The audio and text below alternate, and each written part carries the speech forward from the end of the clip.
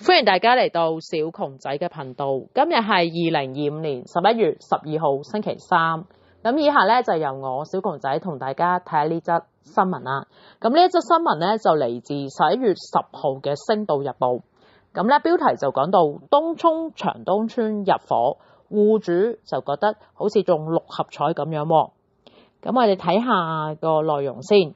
房委會位於東涌嘅全新公共屋邨長東村已經落成啦。9月中開始派鎖匙入伙。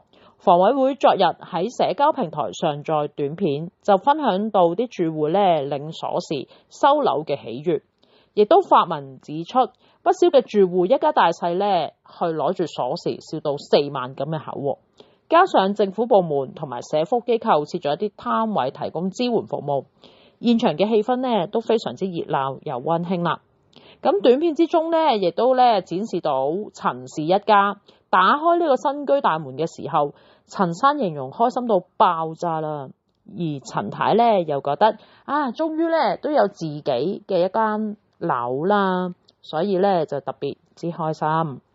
咁根據貼文介紹，長東村位於東涌新市鎮嘅擴展區，5座住宅大樓合共提供4780個公共單位，可供約14800人入住嘅。而長東村嘅特色係單位開揚遊光猛，且部分單位亦都可以欣賞到海景，令人心情咧都能夠豁然開朗。住戶對新居環境都感到非常滿意，不乏有住戶咧形容真係夢寐以求嘅居所啊！哇，直情好似中六合彩咁樣啊！唔知道大家對於東涌呢一個長東村嘅睇法係點樣呢？長東村咧都係面對一個嘅海啦，好靚嘅海啦，亦都可以咧望到好多嘅海景，亦都有山景，同時間亦都係個新嘅市鎮喎。唔知道大家對東涌嘅睇法係點樣呢？